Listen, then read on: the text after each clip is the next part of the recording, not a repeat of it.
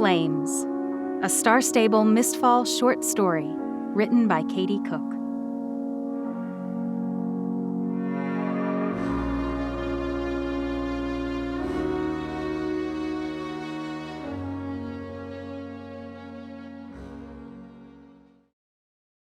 Crash! The miniature replica of the Statue of Liberty Mom liked to keep on the little table by the door had fallen to the ground. Now it lay on its side, the tiny hand that held onto the torch about, 3 feet away from where it should be. Mom ran in from the kitchen with an entirely predictable response. "What was that? Oh no! My little Lady Liberty! You broke her!" "I didn't break it," I tried to explain. "It just fell." "Skye Rowan, things don't just fall on their own, especially when you are standing at the scene of the crime," Mom barked. She was mad enough to use my first and last name. If she got any madder, she'd toss in the middle name, too. "Well, this did," I shot back. "Maybe a truck driving by shook the apartment building. Maybe she smelled the tuna noodle casserole you're making in there and jumped." "Look, young lady, accidents will happen, but if you just own up to it—" I didn't let her finish. "You always blame me for everything," I said, rushing out through the door of our little apartment and slamming it hard enough behind me that I heard another knick-knack fall from the table. "Skye?" I could hear her yelling more on the other side of the door, but I didn't need to hear her actually include my middle name to know she wasn't happy with me. "Well, I'm not happy with her. We're even." Sigh. I know she loved that statue. It was one of the first things she bought when we moved to Manhattan. I was too little then to actually remember it, but she tells me that all the time. She saw it as a symbol of our new lives, starting over in a new place. And since we couldn't actually see the landmark from our apartment in Washington Heights, she bought that mini one to come live with us. The statue falling wasn't my fault. But of course, she blamed me. It seemed like everything was my fault lately. Dirty dishes in the sink? My fault. High electricity bill? My fault. And she's never said so, but I think she blames me for us having to move to Washington Heights from our old home on Jorvik. I don't even remember why we moved anyway, but I'm sure she thinks it was my fault. I knocked on Mrs. Jimenez's door. I could hear her cat, Tuna, meowing back at me from inside. But after several minutes, still no Mrs. Jimenez. I headed downstairs and out onto the city streets. I decided I'd walk around the neighborhood to take a few pictures. That tended to distract me when Mom and I got into, whatever level of frustration with each other we were currently dealing with. Turning the corner, I stepped into my favorite bodega to grab a soda. At the counter, Mr. De La Vega, as always, tried to upsell me. "Just the soda? Anything else? Candy? Chips are 2 for 1. Oh, lottery ticket. Try your luck." He grinned. "No thanks," I said, rolling my eyes. "The only kind of luck I have is bad." "You never know," he said. "Everybody's luck changes sometimes. And what may seem like bad luck one day could be seen as good luck the next." "Just the soda. And you know I'm only 15 and can't buy a lottery ticket. I'll try my luck in, say, 3 more years." Mr. De La Vega laughed. "Well, I'll keep the scratch cards warm for you." After fishing out exact change from my pockets and a wave goodbye, I was back out in the sun. I took out my camera and looked for inspiration. On the streets of New York, it was never hard to find. The vibrant colors of the produce lined up in rows outside of Antiana Marketplace were like a rainbow. I got some action shots of a street dancer spinning on top of a cardboard mat on the corner. I snapped a shot of an artist spraying orange and red paint like flames onto the Audubon mural project. I had a usual route I took to cool my head when Mom and I had a spat, and that route always took me to Inwood Park. I love this park. It's always full of energy and a rare spot in the city where you can hide in the shade of a cluster of trees with a book and your thoughts. I snapped some shots of the beautifully wrinkled hands of the senior citizens playing chess. I was so focused on the details that I didn't even realize one of them was my friend.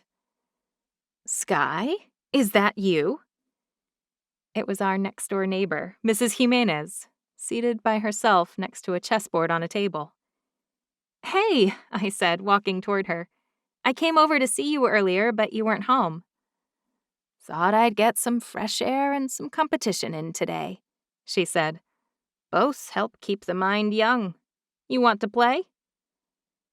Mrs. Jimenez and I usually just did the crossword from the newspaper together while she fed me cookies. Chess? That was new to me. I don't know how, I answered. Oh, we have to change that right away. You can't be a proper New Yorker until you've played a game of chess with an old lady in the park. Have a seat, dear. Sure. Okay, I said. She started by picking up a piece with a crown on it. This is the king. He's pretty important. If you lose him, the game is over. But all he can do is move one little space at a time. The most powerful piece. She picked up a slightly smaller piece that also had a crown. Is the queen. She can move as far as she wants in any one direction, straight ahead or diagonally. What does the horse do? I asked. The what? Oh, the knight, Mrs. Jimenez corrected. It looks like a horse, I said. She laughed. Maybe the knight and the horse are like the king and the queen. He thinks he's the important one while she does all the work. Okay, let's call it the horse. The horse has the strangest pattern of all the pieces. It moves in an L shape. 2 steps forward and then 1 to the side. Or 1 step forward and then 2 to the side. And this piece has the additional power that it can jump over any other piece in the game. What good does that do? I asked. Oh, lots. Keeps the opponent on their toes. The other pieces might come barreling right at you, but the horse will keep you guessing. The horse will surprise you. And that's bad. Can be, my dear. It certainly can be. But you never know. It may seem like a bizarre move at first, but it may lead you to where you need to be. Mrs. Jimenez smiled. She taught me what the rest of the pieces did, along with a few beginner strategies, and then we played a few games. I had the distinct impression she was going easy on me, but it still never took her too long to beat me anyway. Don't feel bad, Mrs. Jimenez said. Learning to play chess takes time. Patience and time. Anything worth it takes both. I thanked her for teaching me the game and told her I'd be over sometime soon to visit her and Tuna, and then headed out to take a few more pictures. As I passed an alleyway, an orange flicker in my peripheral vision caught my attention. I turned and saw a homeless man warming his hands over a small fire in a metal trash can. I steadied my camera, focused the lens, adjusted the shutter, and felt a little sad. It made sense to feel sad, of course. It was a sad sight of someone desperate and lonely in a city full of wealth and people. Here I was sulking that I had a home to go back to when I was done walking off my mad at my mother. But really? I was looking at someone who didn't have a home to go back to. Oof.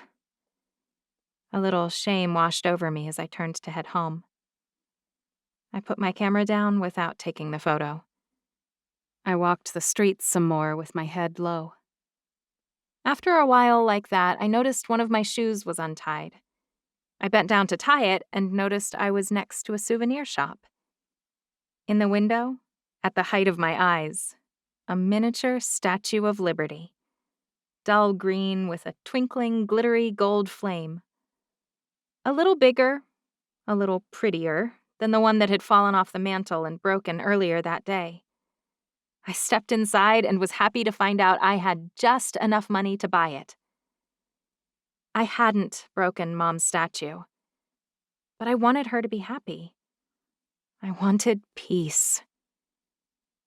When I walked back into the apartment, I didn't find it. "There you are, young lady! I have been worried sick about you all day!" Mom shouted. "Well, I'm fine." "Well, I didn't know that. You didn't answer your phone at all." I pulled my phone out of my pocket to see how many calls I'd missed. It was off. "Oh, well, I didn't realize it was off. And Mom, come on, I'm 15, not 9. I can find my way home after taking a walk," I explained. "Your whole generation is positively addicted to those things, and I have the one teenage girl who can spend a whole day not even knowing her phone is off." Mom pinched the brow of her nose. I worry about you. I even checked to see if you were with Mrs. Jimenez, but she's not even home." "I was with Mrs. Jimenez," I said. "At least for a little while, at Inwood Park." "She took you all the way to Inwood without asking me?" Mom was getting the pinched look on her face.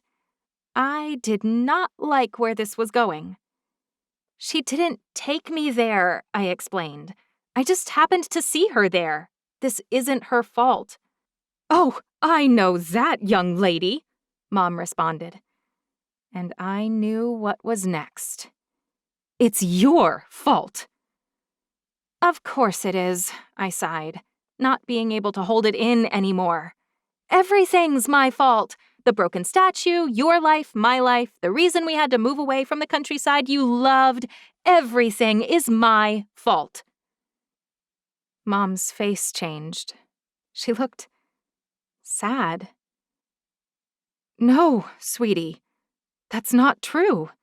That's not what It is what you meant," I said quietly, as I trudged past her to my bedroom door. "You won't come right out and say it, but it's exactly what you meant." I closed the door behind me as I entered my room. Mom quietly knocked and said she'd leave some dinner warming for me in the oven. I didn't respond. I still had the brown paper bag with the statue in my hands. I didn't feel like giving it to her anymore. Not right now, anyway. Setting it aside, I fell onto my bed. I didn't even feel like taking my shoes off at this point, and I definitely didn't want to venture out for Mom's peace offering of dinner. I should have taken Mr. de la Vega up on those chips, I realized as my stomach rumbled a little. Maybe a nap, and then I'd sneak to the kitchen while Mom was asleep. When I finally did fall asleep, I was met by wild dreams. I walked the streets of Washington Heights until the tall buildings and sprawling alleyways turned into tall, shadowy trees. And then, jutting out of the ground in the middle of this strangely familiar forest, the right arm of the Statue of Liberty. The golden flame at the end of the torch turned bright orange, and then moved and flickered like the flame in the back alley. The flames twisted and bent until they were shaped like the neck and head of a horse. The chess-piece horse jumped off the torch and onto the ground, and the underbrush around it caught fire. Then suddenly, the flaming chess piece split in two as an enormous charcoal-colored horse with a flaming orange mane jumped through it. The horse moved toward me, but strangely, unpredictably. It would jolt forward 2 steps and then suddenly jump sideways. Jump the other way 1 step, then surge forward 2 more. I was hypnotized by its strange dance. The flames that had consumed the underbrush moved to the trees around it. The forest grew hotter and hotter. The horse grew closer and closer. Suddenly, it jumped right at me. I screamed as I shot up, awake in my bed. But the nightmare wasn't over. My whole room was on fire. The books on my desk were in flames. The laundry I'd discarded on my floor was smoldering. and the little paper bag with the new Statue of Liberty figure inside was slowly turning into a melting pile of plastic. The little arm holding the flaming torch aloft, ironically, the only thing still holding its form. "Mom, help!" I screamed. "Help!" It was all I could think to say. But even in the midst of my panic and terror, I knew I would be blamed for this, too. And my life would never be the same.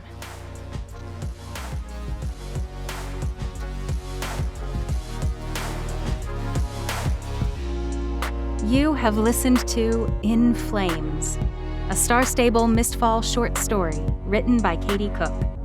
Read and produced by me, Jennifer Jill Araya. Text and production copyright 2020 by Star Stable Entertainment.